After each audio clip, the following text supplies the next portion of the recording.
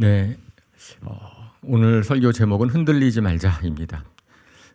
세상이 흔들리고 있는 것 같지 않으십니까? 우리가 살고 있는 세상이 영원하지 않다고 성경은 이야기를 합니다. 세상이 창조 때부터 시작을 했죠. 창조 딱 시작하는 때가 있었는데 그때 이후로 이 세상은 이 육신에 우리가 알고 있는 이 세상은 언젠가는 끝날 거라고 하고 그리고 마지막 때라는 표현을 성경은 합니다. 그리고 그것은 구약 시대부터 계속해서 예언되어 왔던 말씀입니다.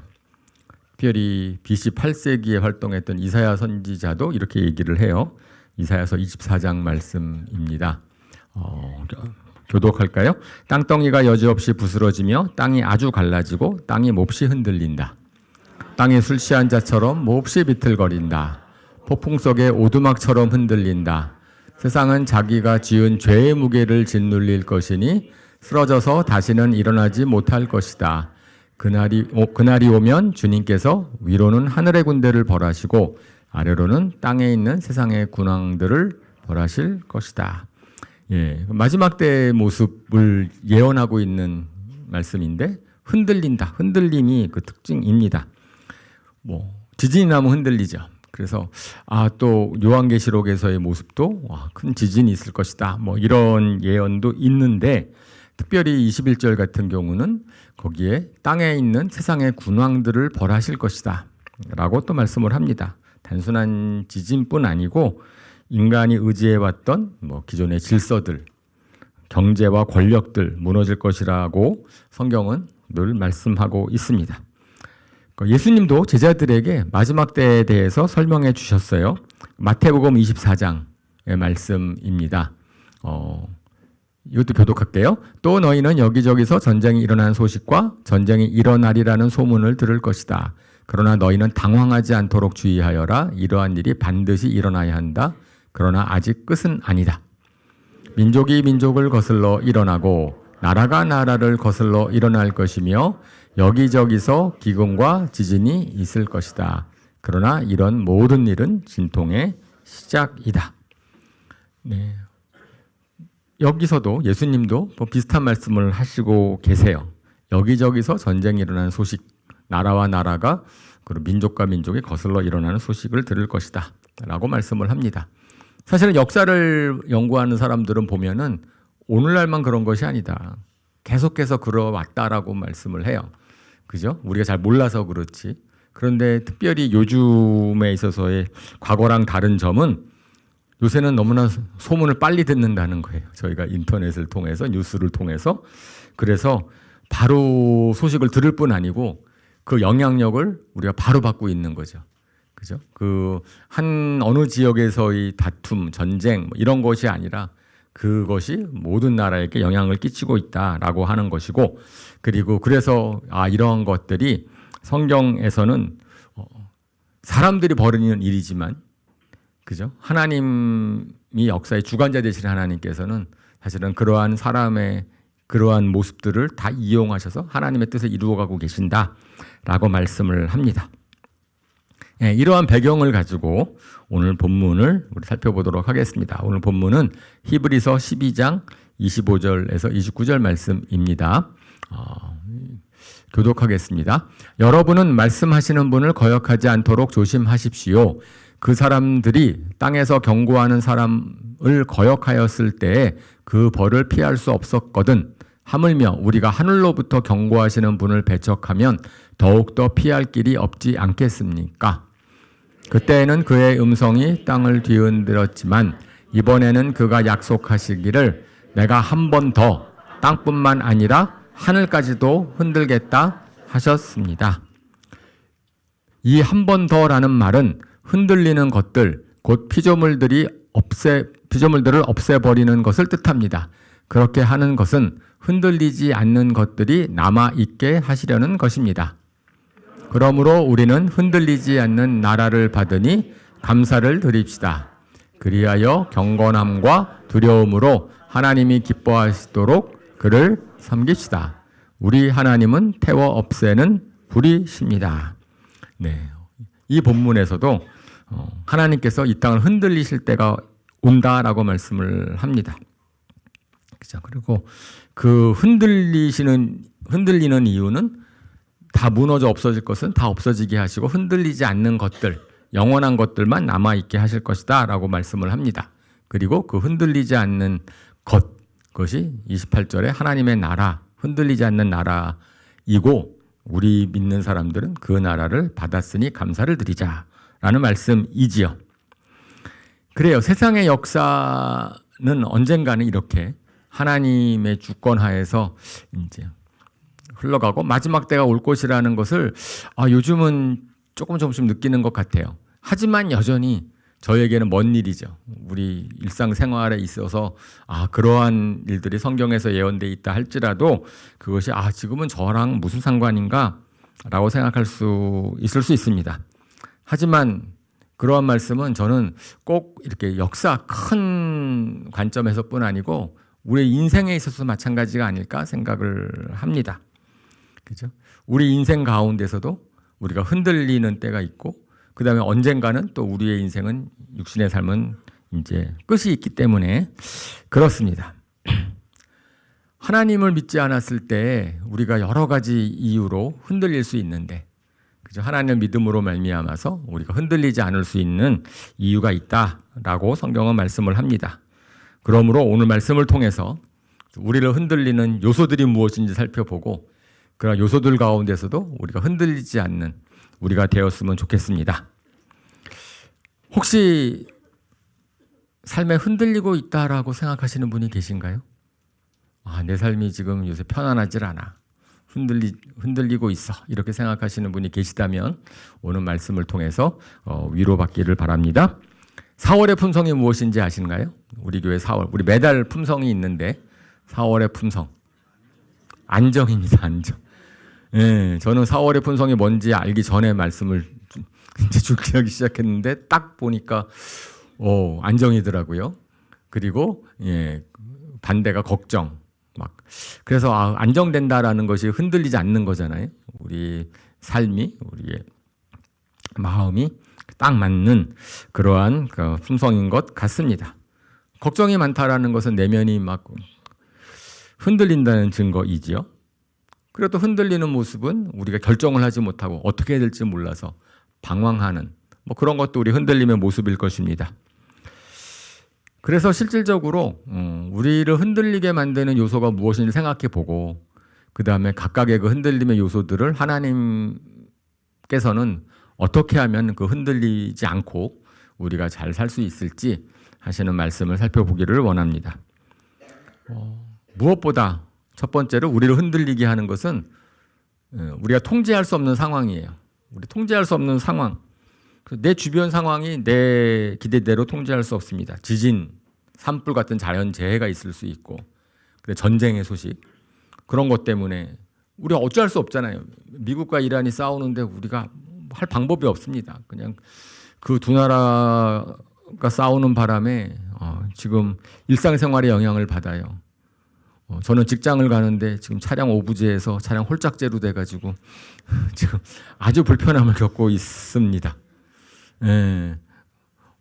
저는 주식을 안 하니까 그게 왔다 갔다 하는 건 저는 신경을 별로 안 쓰는데 어쨌든 그런 것들 때문에 막 흔들려요.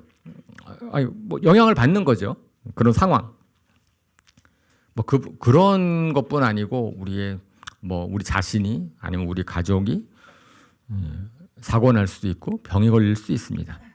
사실은 이거는 통제할 수가 없어요. 그러니까 사람이라면 누구나가 다 그런 상황에서는 염려가 생기고 흔들릴 수밖에 없을 것입니다. 그죠? 그런 상황들 있는데 근데 꼭 그런 것만 우리를 흔드는 게 아닌 것 같습니다. 우리를 흔들리는 상황은 다른 사람은 흔들리지 않는 경우인데 이제 특별하게 어떤 사람들은 흔들릴 수 있어요. 내면의 갈등, 내가 기대했던 것들이 깨어졌을 때 아니면은 심지어 내가 주체할 수 없는 나의 감정의 소용돌이 우리 감정을 내가 잘 컨트롤할 수 있으면 좋겠는데 그렇지 않아요. 그것을 갖다가 우리가 호르몬의 변화라든지 기질이라든지 설명할 수도 있고 또 수면이 부족하면 짜증이 나고 그렇게 되면은 또 우리의 내면의 감정이 또 흔들릴 수 있습니다. 갈등.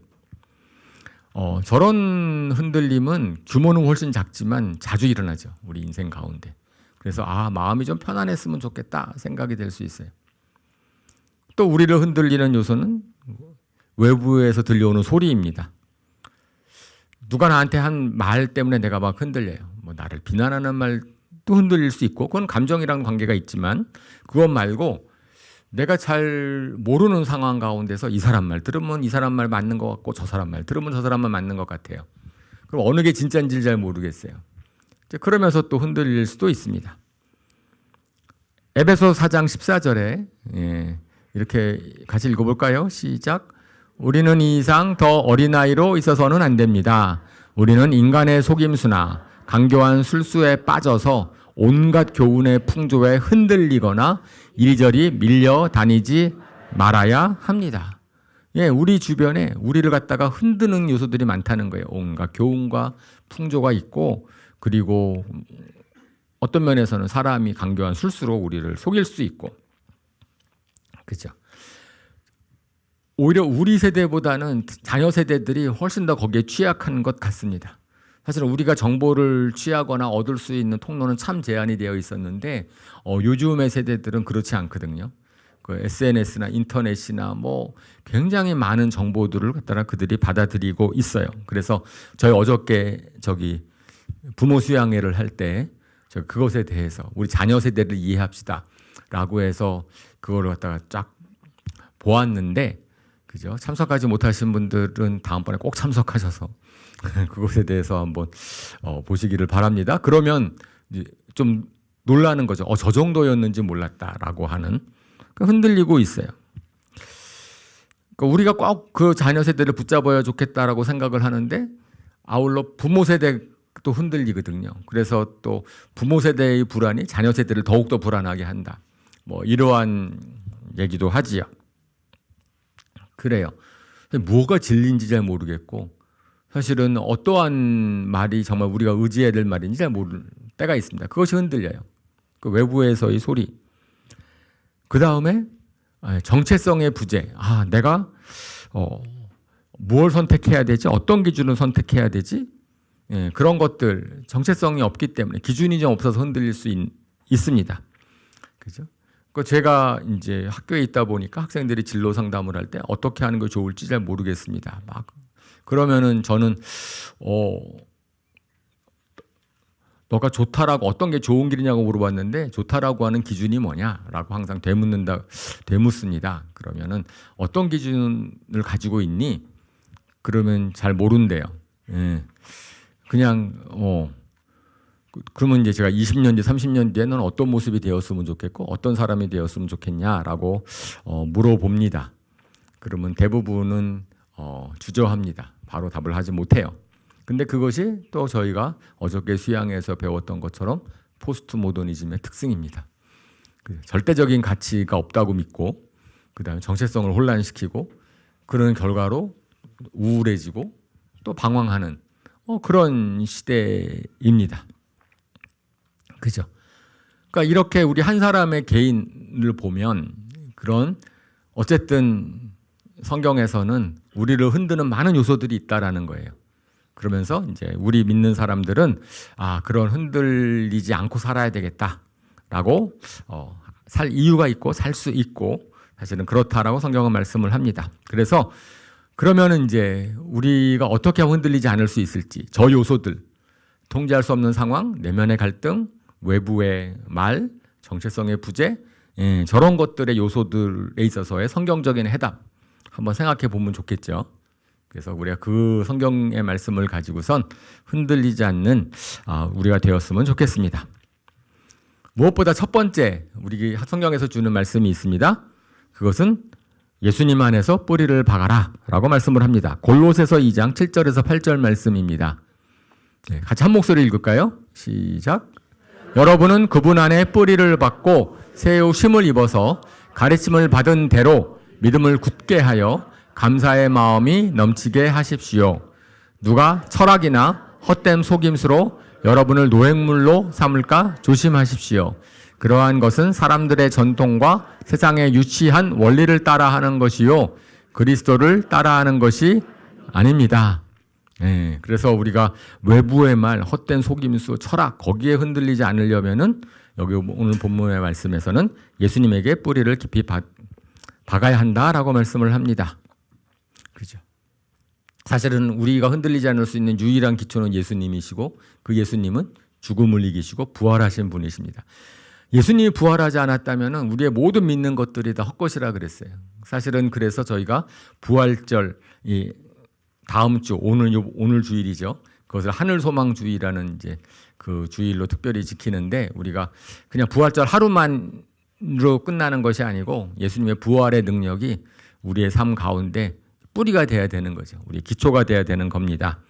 그죠? 그리고 예수님께서 말씀하셨어요. 내가 부활해야 내가 너에게 모든 것들이 다 진리라는 것을 너가 깨닫게 될 거다. 예수님이 부활하지 않으셨다면 그러면은 예수님이 말씀하시는 모든 것들을 우리가 어떻게 믿을 수 있겠느냐. 근데 내가 부활하심으로 내가 말한 것들의 진리임을 너희가 알게 될 것이고 내가 주님이신 것을 너희에게 증명하게 될 것이다 라고 말씀을 하셨습니다. 그래요. 그거 예수님한테 뿌리를 박는 것이 무엇보다 기초입니다.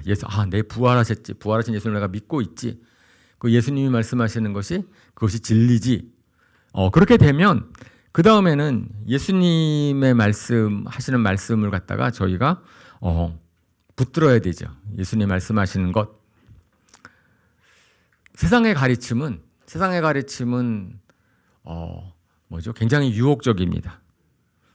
근데 시대에 따라서 변하고 상황에 따라서 바뀌어요. 그죠? 맞게 말하는 것 같은데 조금 다릅니다. 그죠? 깨끗한 물 같은데 거기에 오염물질을 누가 몇 개를 조금 집어넣었어요. 그런 거랑 비슷하다고 생각을 하면 그 세상의 가르침이 처음부터 말도 안 되게 그냥 하면 우리가 금세 분별할 터인데 근데 처음에는 정말 이제 깨끗한 것 같고 좋아 보이는데 거기에 이제 잘못된 것이 조금 들어가는 거지요. 그래서 고린도후서 11장 4절에 놀랄 것은 없습니다. 사탄도 빛의 천사로 가정합니다. 라고 말씀을 하는 거죠. 저희가 아까 제가 잠깐 말씀을 드린 포스트 모더니즘, 세속적 인본주의, 유물론 사상 이런 세상의 세계관들을 보면은 굉장히 사람들에게 지적 호기심을 자극할 만큼 합니다. 그리고 배운 사람이라면 이 정도 알아야 돼. 그리고 항상 또 얘기하는 게 저기 선진국 지식인들 봐. 그들이 다 그거를 알고선 학문이 그렇게 나가고 있으니까 이렇게 얘기를 합니다. 포장을 좋게 하죠. 그런데 속내용은 결국은 하나님을 대적하는 거란 말이죠. 사탄이 하는 일이 결국은 그런 것이니까. 저희가 성경 공부를 강조하는 이유가 그것이죠. 그죠? 우리 교회가 정말 성경 공부를 강조하는 이유는 세상의 교육을 받기 전에 성경을 먼저 알게 하자. 우리 자녀 세대들이, 다음 세대들이 성경을 먼저 안 뒤에 세상의 풍조, 세상의 학문을 배우면 그때는 분별력이 생기는 거잖아요. 그런 거죠. 저는 예수님의 모습이 굉장히 매력적이었을 때는 그런 거예요. 바리새인이와 사두개인들이 막 예수님한테 와서 난처한 질문을 했는데 예수님께서 굉장히 현명하게, 단순하게. 근데 핵심이 뭐냐면은 그 사람들은 현상을 가지고서 막 얘기를 하는데 예수님께서는 그들의 마음을 갖다가 바로 들춰내시는 거거든요. 그런 것 같아요. 세상 지식들은 현상을 설명하려고 막 애를 씁니다. 근데 성경에서는 결국은 우리 마음속에 뭐가 들어있는지에 대해서 말씀을 하고 있거든요. 제가 이제 대학 처음에 입학했을 때 사회가 좀 어지러웠죠. 그래서 그 당시에 추천 도서들이 많이 있었습니다. 추천도 세상에 여러 다양한 철학 책들, 특별히 이제 마르크스 레닌주의라든지 아니면은 그냥 그 당시에 세상에 있어서의 가르침들이 있었는데 그 책을 이제 창피하지 않으려고 읽으려고 애를 썼어요. 그거 안 읽으면은 좀 창피해질 수 있는 상황이 있으니까 대화를 하려면. 그래서 막 읽었는데 어려운 거예요. 용어도 어려운 것 같고 근데 멋있어 보이긴 해요.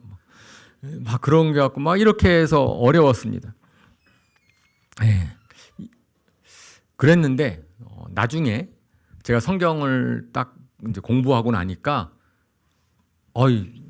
이해가 잘 되더라고요. 그런 책들이. 네. 성경의 말씀을 딱 듣고 나니까 근데 성경의 가르침 자체는 굉장히 명확하거든요. 제가 그걸 이렇게 이해를 합니다.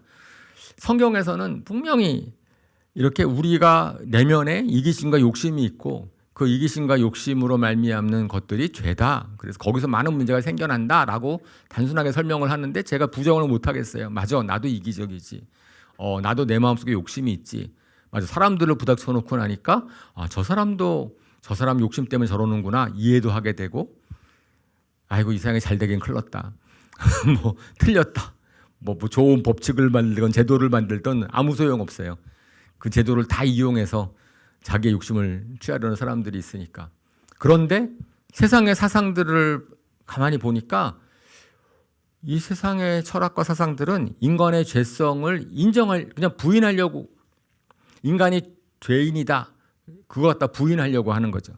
그러다 보니까 좀 악한 일들을 어떻게든지 간에 변명하려고 하고 어떻게든지 간에 옹호하려고 하고, 그리고 그것이 뭐 자연스러운 거라고 하고 막 그렇게 인간을 위하는 척 하는데 결국은 복잡하게 그 현상을 갖다 설명하려고 하는 것 뿐이지, 해답이 아닌 거죠. 그죠? 결과가 안 좋은데. 열매로 우리가 뿌리를 난다고 성경은 말씀을 하는데 그러는 거죠. 그러니까 세상의 철학과 교훈에 흔들리지 않으려면은 그 성경의 말씀에 딱 뿌리를 잡고 그 관점으로 이제 세상의 풍조나 그걸 이해해야 되는 거죠. 우리 여기에 있는 어른 세대들은 그걸 잘 하실 거라고 저는 생각을 합니다. 그런데 문제는 우리의 자녀 세대들이죠. 우리의 다음 세대들. 보통 교회에서 자라나는 청년들이 대학교 가거나 커서 가면은 흔들리거든요.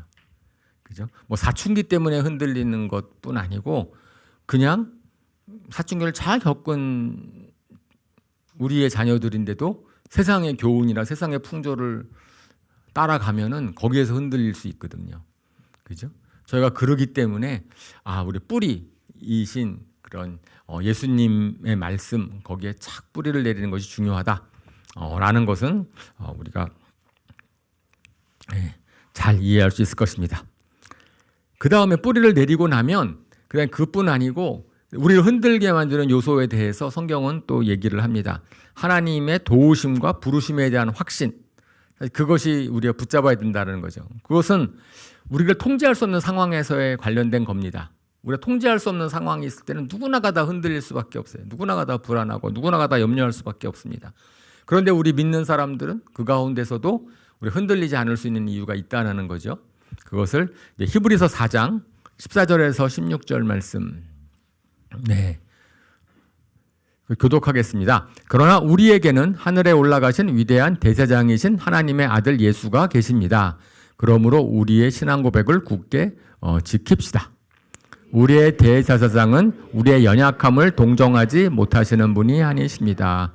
그는 모든 점에서 우리와 마찬가지로 시험을 받으셨지만 죄는 없으십니다. 같이 읽겠습니다. 그러므로 우리는 담대하게 은혜의 보좌로 나아갑시다. 그리하여 우리가 자비를 받고 은혜를 입어서 제때에 주시는 도움을 받도록 합시다.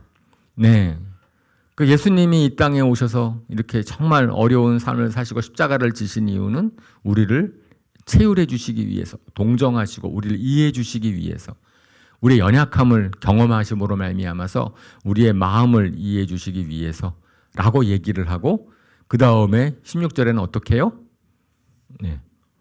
담대하게 은혜의 보좌로 나아가면 예수님께서 어떻게 하신다고요? 제때에 주시는 도움을 주신다. 그 은혜로 우리를 도와주신다라고 하는 거지요. 그러니까 우리 연약함으로 말미암아서 우리가 통제할 수 없는 상황 가운데 거했을 때 누구나가 다 흔들릴 수밖에 없고, 그리고 그런 경우라도 우리에게 있어서는 이제 길이 있는 거예요. 담대함을 그래도 간직할 수 있는 이유가 있습니다. 성경은 뭐라고 말씀하냐면은 예수님이 우리를 도우신다라고 하는 거죠. 예수 도우실 수 있다. 너희가 은혜의 보좌로 나아갈 수 있다. 우리에게 있어서 은혜의 보좌로 나아가는 것. 그러니까 저는 그 믿음이라고 하는 것, 제가 저번에 설교한 적도 있지만은 그냥 이 믿음이라고 하는 것은 우리가 주님을 얼마나 신뢰하느냐, 그리고 그분한테 얼마나 내어 맡기느냐, 그리고 그분이 주시는 도움을 내가 받는 거냐라는 거잖아요.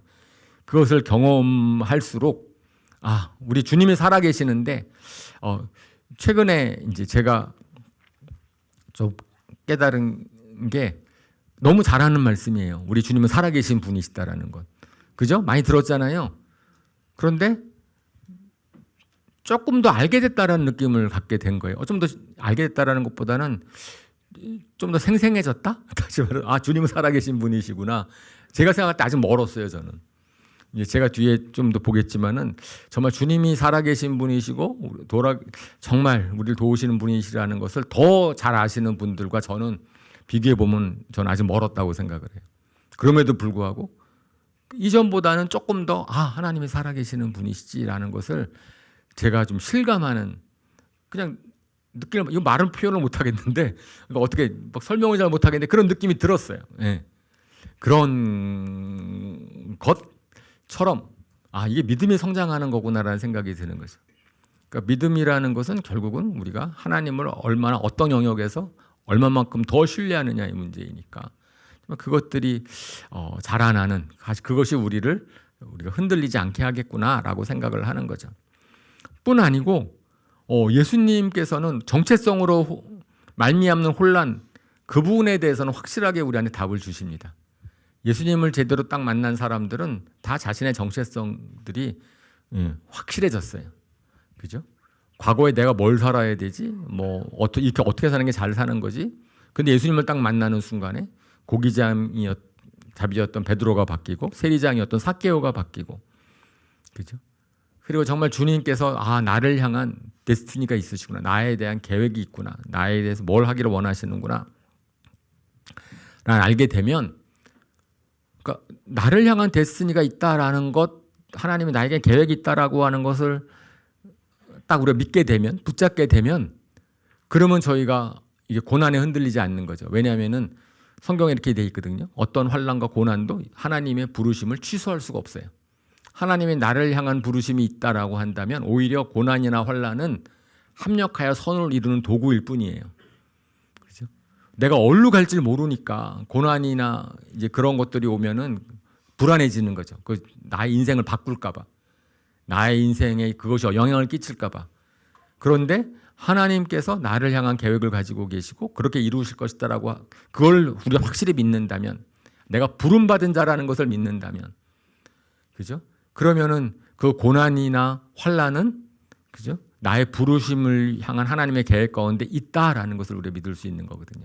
그것이 흔들리는 요소가 아니고 오히려 그것이 나의 부르심을 갖다가 더 초점 맞추게 하고 다른 것에 흔들리지 않게 하고 그럴 수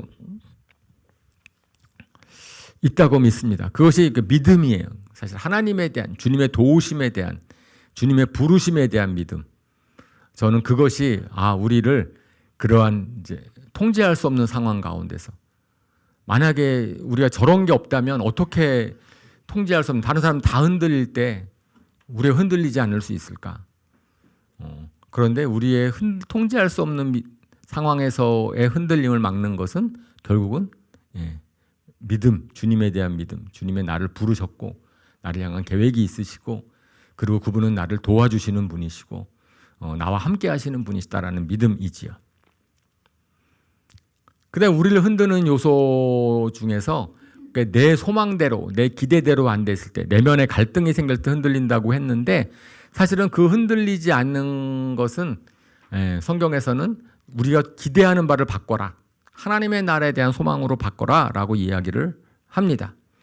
그죠? 우리가 바랄 것은 이 세상에서 편하게 잘 사는 것이 아닙니다. 그죠? 우리가 편하게 잘 사는 것을 우리가 기대한다면 우리는 흔들릴 거예요. 내 기대대로 되지 않았을 때, 내 상황이 달라졌을 때. 그런데 우리의 바랄 것은, 특별히 일부에 같이 예배를 드리는 성도님들은 아마 더 훨씬 더 동감하시지 않을까 싶어요. 잘 사는 것, 좋았던 것이 나이가 들면은 다 안 좋아지는 게 있더라고요. 뭐죠? 옛날에는 막 좋았는데 지금은 육신이 노쇠해지니까 저도 이제 이게 옛날에 좋았던 게 그렇게 썩 좋지 않은 것도 있더라고요. 그죠? 빌립보서 1장에 사도 바울이 이렇게 고백을 합니다. 빌립보서 1장 21절에서 24절. 나에게는 사는 것이 그리스도이시니 죽는 것도 유익합니다. 그러나 육신을 입고 살아가는 것이 나에게 보람된 일이면 내가 어느 쪽을 택해야 할지 모르겠습니다. 나는 이 둘 사이에 끼어 있습니다. 내가 원하는 것은 세상을 떠나서 그리스도와 함께 있는 것입니다. 그것이 훨씬 더 나으나 내가 육신으로 남아있는 것이 여러분에게는 더 필요할 것입니다. 예, 사도 바울이 로마 감옥에 갇혀서 마지막 때를 바라오면서 쓴 편지이죠. 그리고 빌립보서는 기뻐하라라는 것으로 막 쓰는 편지인데 거기에서 나오는 그의 고백입니다. 예, 세상을 떠나서 그리스도와 함께 있는 것이 훨씬 더 좋다. 예, 정말 천국이 좋은 곳이라면 빨리 가는 게 좋은 거 아니에요? 아멘? 아멘. 근데 우리가 그만큼 믿음이 없잖아요, 아직. 그죠? 그만큼 막 이게 실감나고 확실하지 않잖아요. 지식으로는 있는데, 논리적으로는 맞는데. 그런데 아마 사도 바울처럼 정말 감옥에 갇혀서 더 이상 어떻게 할 게 없을 때는 정말 더 저게 맞을 수도 있겠다라는 생각이 들기도 하지요.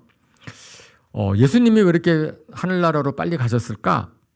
더 오래 이 세상에 머물면서 더 많은 제자들을 키우고 더 많은 사람들을 고쳐주시고 그 다음에 하늘나라로 가셨으면 안 됐을까? 예, 그죠? 저희 입장에서는 그렇죠. 근데 하나님의 입장이나 예수님 입장에서는 빨리 예수님을 데려가고 싶으셨을 거예요.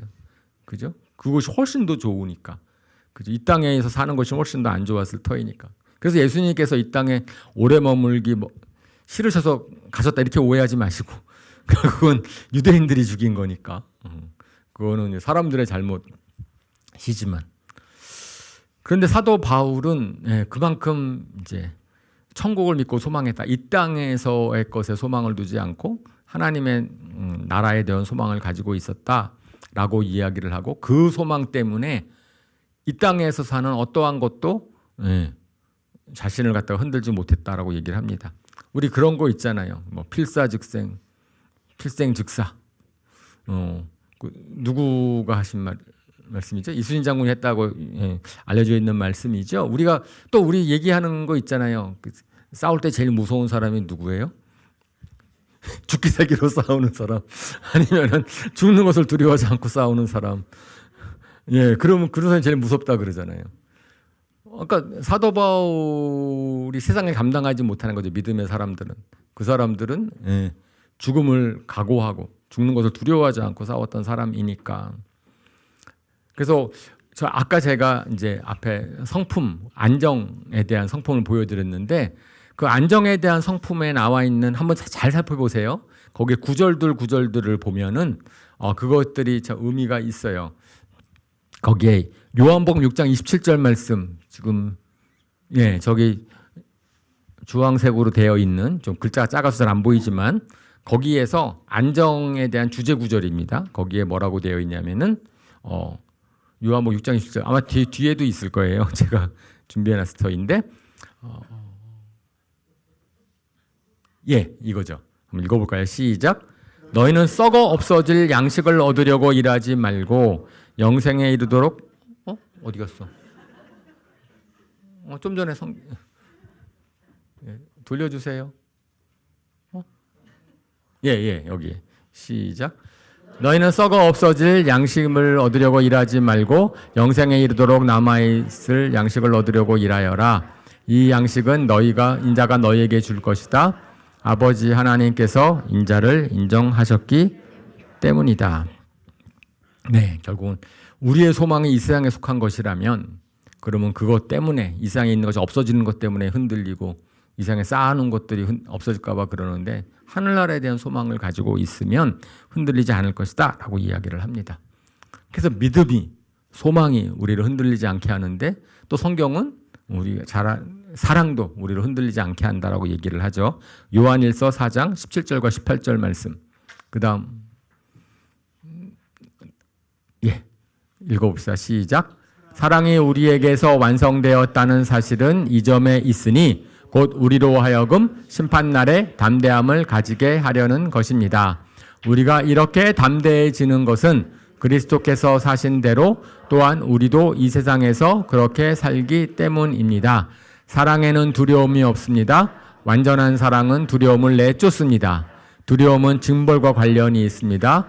두려워하는 사람은 아직 사랑을 완성하지 못한 사람입니다. 결국은 예수님이 십자가를 지을 수 있었던 이유, 사도 바울이 그렇게 살 수 있었던 이유는 하나님에 대한 사랑이죠. 주님에 대한 사랑. 사실은 그 사랑 때문에 십자가를 지을 수 있었고 그 사랑 때문에 그렇게 복음을 전할 수 있었다라고 성경은 말씀을 합니다. 그래서 카라는 그러니까 기초가 예수님 안에 딱 있는데 거기에 믿음, 소망, 사랑이라는 기둥이 딱 세워지면 그것이 우리를 어떤 상황 가운데 흔들리지 않게 만든다라는 것인데 저는 오늘 하늘소망 주일에 그다음 이 주일은 저희가 하늘나라로 먼저 가신 우리랑 같이 신앙생활하다가 하늘나라로 먼저 가신 분들을 추모하는 주일이에요. 우리가 이제 부활절 다음 주로 정했습니다.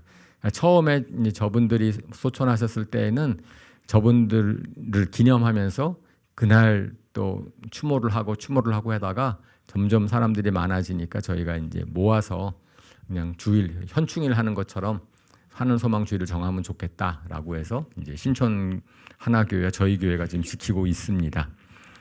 제일 먼저 윤민자매님 같은 경우는 삼풍백화점 사건 때 하늘나라에 부르심을 받았고요.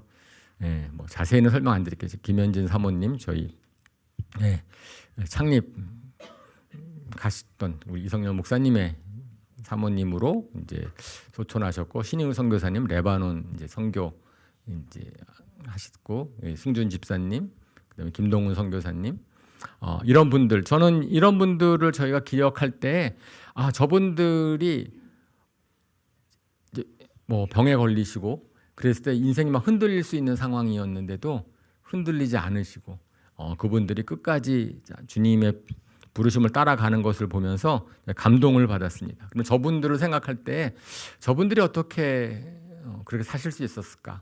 자신에게 닥친 어려운 상황들을 갖다가 그렇게 거기에 좌절하지 않고 끝까지 믿음으로 사실 수 있었을까? 저분들에게 있어서는 우리가 말씀을 드리는 것과 같은 하나님의 부르심에 대한 소망이 있었어요. 부르심에 대한 확신이 있었기 때문에 끝까지 선교지를 포기하지 않으셨고 그 다음에는 하늘나라에 대한 소망을 가지고 계셨고 무엇보다도 사랑을 하셨죠. 주님을 사랑하는 마음이 있었기 때문에 저런 분들의 그런 뭐 우리가 히브리서 11장에 있는 그런 믿음의 사람들을 기념하는 것처럼 저희 교회에서 같이 이렇게 신앙생활하다가 먼저 부르심을 받은 분들을 기억할 겁니다. 언젠가는 저희도 다 하늘나라 가니까 저런 대열 흔들리지 않고 주님의 부르심을 따라간 그 사람들 가운데 저희도 있었으면 좋겠습니다. 아멘. 그죠? 그러면 하늘의 소망을 가진 자들의 특징을 보면 그러면 감사하는 마음을 가지라고 얘기를 합니다. 저 다시 한번 읽어볼까요? 히브리서 12장 28절 오늘의 암송 구절이기도 합니다. 시작.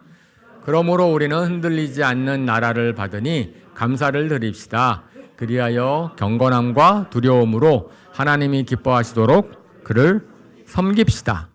네, 흔들리지 않는 나라, 천국을 받은 것이 그것이 얼마나 감사한 것인지를 갖다 우리가 깨닫자는 거예요. 예수님께서 사실은 그거를 비유를 드실 때 이런 비유를 들었습니다. 제가 시간이 많이 가서 이제 좀 말씀을 줄이려고 하는데 예수님이 하늘나라를 비유를 할 때는 진주와 같다, 땅에 묻힌 진주와 같다. 그 다음에 보물과 같다. 그랬을 때 특징이 뭐예요? 가진 것을 다 판대요. 그러니까 근데 저 가진 것이라는 것은 뭐 가난한 사람, 부자를 구별하는 게 아니잖아요. 그죠? 그걸 다 팔아가지고 살 만큼 중요한 거다라고 얘기를 하였는데 우리가 이 세상에서 뭔가를 막 쌓아놓으려고 하는 것은 하늘나라랑 비교했을 때는 다 팔아야 되는 그 말도 안 되는 이제 그런 거라는 거죠. 우리가 무엇을 가졌든지 간에 우리가 소유한 하나님의 나라는 그 모든 것보다 귀하고 좋은 것.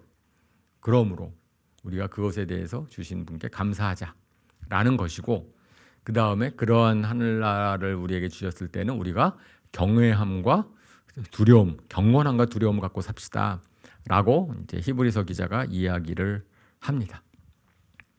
그죠? 그 예수님께서 십자가에 돌아가시기 전에 가장 제자들 강조하신 것이 뭐예요? 거룩하고 세상에서부터 구별되게 살고 우리가 하나 되게 살았으면 좋겠다. 우리가 일반 주변의 사람들과 다르게 살아야 된다라는 거죠. 그죠? 그들이 추구하는 것 같이 추구하지 말고 우리는 구별되게. 왜? 하나님의 나라를 소유한 자니까.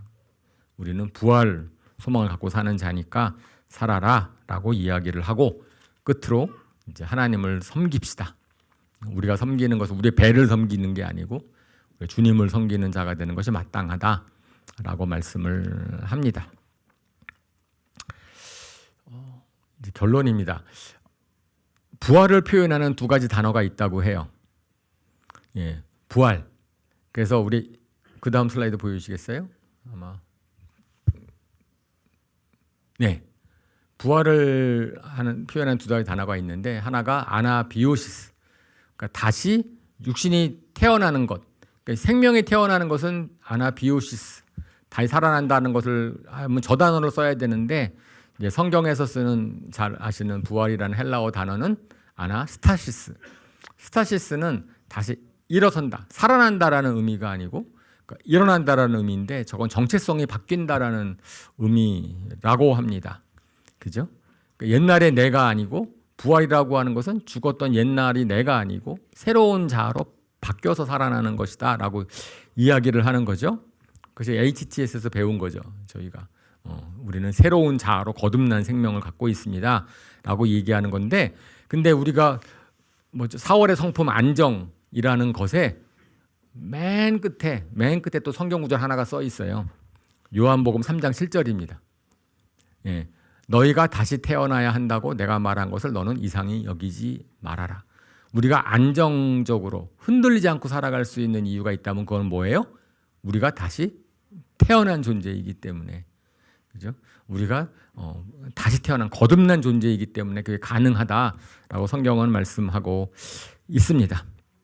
그래요. 저희가 하늘 소망 주일에 저희는 우리를 먼저 하늘나라로 가신 분들을 추모하면서 우리도 그분들처럼 흔들리지 않는 삶을 살았으면 좋겠다라고 하는 거고, 그 흔들리지 않는 삶의 이유는 그럴 수 있는 이유는 우리가 부활하신 예수님을 기초로 삼아서 그 위에 믿음과 소망과 사랑이라는 기둥을 세워나감으로 우리가 흔들리지 않을 수 있다라는 말씀을 생각해 보았습니다.